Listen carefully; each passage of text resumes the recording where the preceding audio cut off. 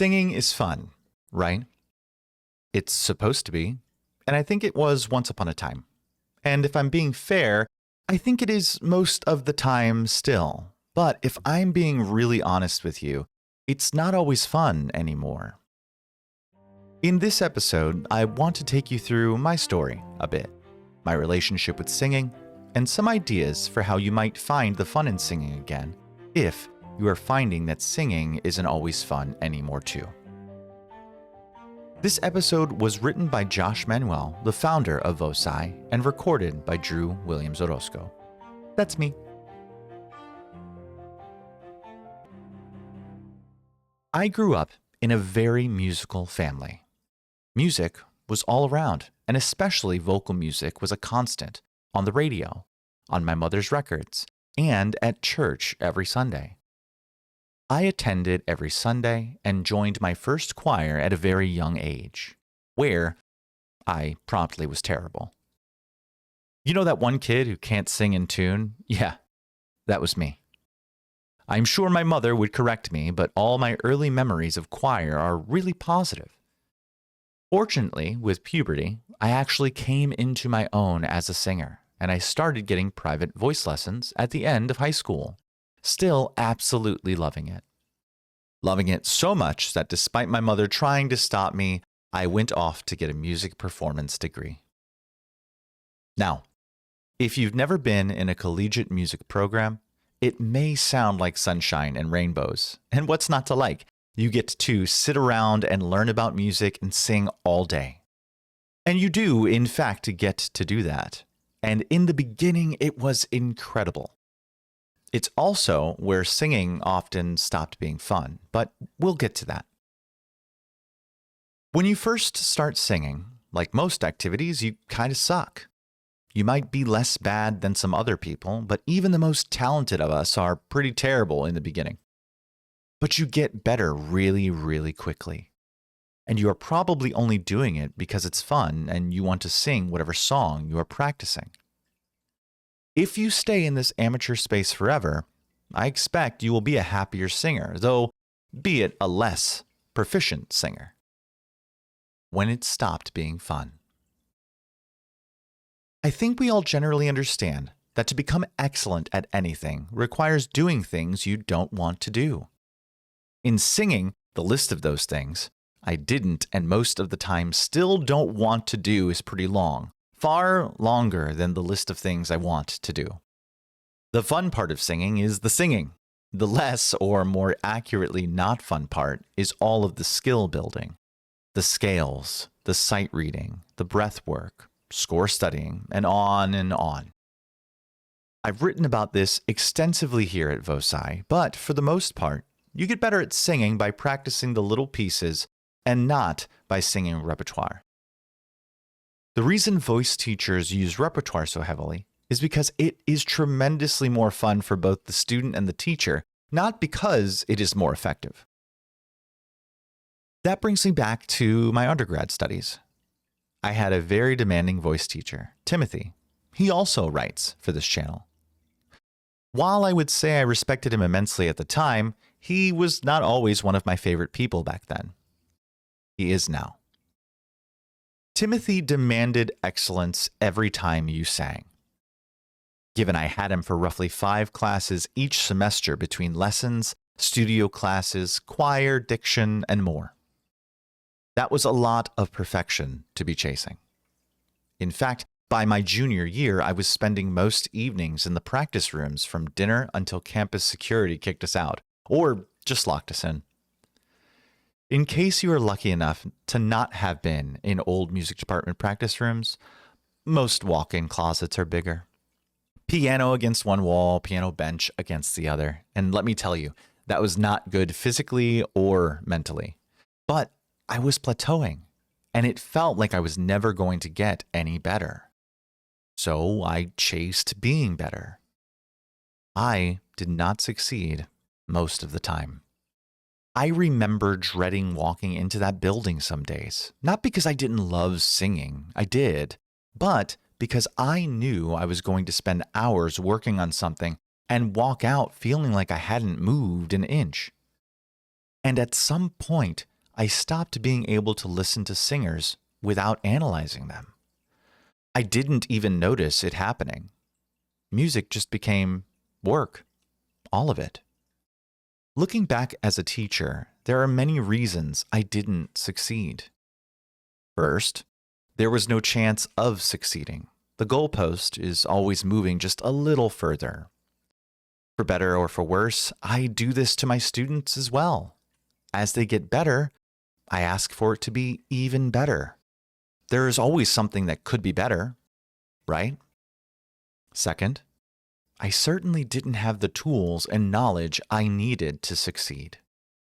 You see, my practice looked a lot more like slamming my head against a piano, singing songs on repeat, trying to will them through sheer force of will into being better. It was not systematic.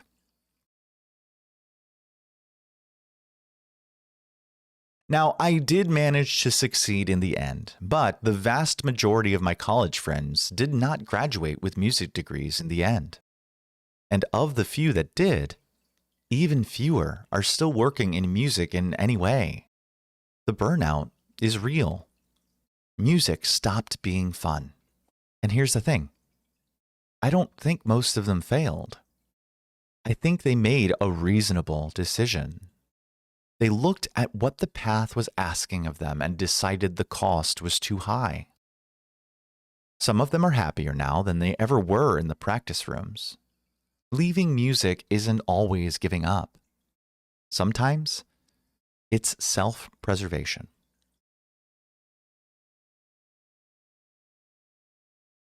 I want to call out one more group where this is a serious problem. My peers. The professional singers and singing teachers. There is a real cost to connecting your living and paying your bills to this amazing art. If you don't feel like it, too bad. The gig is Saturday, whether you're inspired or not. The student is at 3 p.m., whether you slept well or not. Unfortunately, that means showing up when you don't want to, which only adds to the burnout. Every cold, every rough night, every bit of emotional stress, it shows up in your voice. You can't fake your way through it the way other musicians sometimes can. There's no hiding. Your body is the instrument, and when you're depleted, the instrument is depleted. Here's the part nobody really talks about. Showing up to teach when you just don't want to, even if it's one of your favorite students. And let's be real, we all have favorites. We need to be honest about what we're actually doing.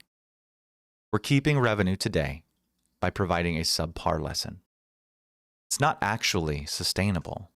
Sure, your student may not realize it explicitly, but they aren't going to enjoy the lesson as much, and they aren't going to get better as quickly. And if you are a performer, it's even worse.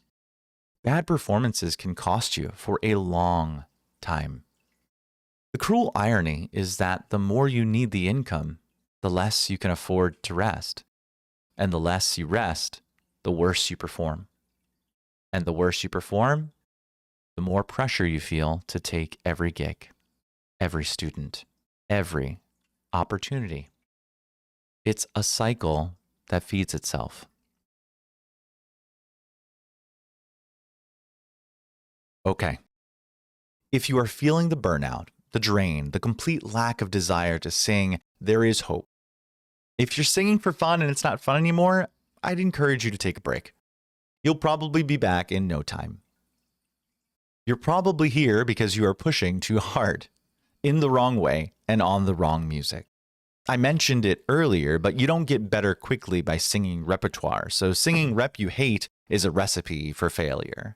Find the things you do enjoy. I, for instance, find great enjoyment in weird little pattern exercises. I play this little melodic memory game with myself where I sing a note, and then two, then three, on and on, repeating the notes and rhythm that I created on the way until I can't remember it. I tend to start the same way every time as a consistent way to get started, but that's how I have found it successful. As long as you aren't in a music program somewhere, change your repertoire. If it's not exciting to you, sing something else. You're probably sick of hearing it, but the repertoire you are singing does not matter to you getting better. You enjoying singing and doing it regularly does. If you're in a music program, you've got a little less flexibility. But you still have some. Talk to your teacher about finding some repertoire you actually enjoy. There will, of course, be specific requirements to your program, but most teachers want you to succeed and will work with you if you're honest about where you are. And find something outside your program. I sing with the local community choir. They rehearse a short walk from me, which is really helpful, so I have less excuse not to go when I'm exhausted on a Thursday evening. The music they perform is really easy compared to what I usually sing, so it is a super low stakes show up and sing. Community choirs in general are very laid back. It's a way to remember that singing can just be singing. If this is your job, this is honestly a lot harder. Like we all know, rain or shine, gotta do it. But I'd encourage you to set aside some of your time to sing music you want to. If you are anything like me, you spend most of your time practicing rep for your next gig or music that your students are learning. Somewhere along the road, you stopped singing music that excites you and started singing what you needed to. And when you do practice, you are polishing. Actually take the time to sing music for the fun of singing it. Don't sing it a second time to fix it.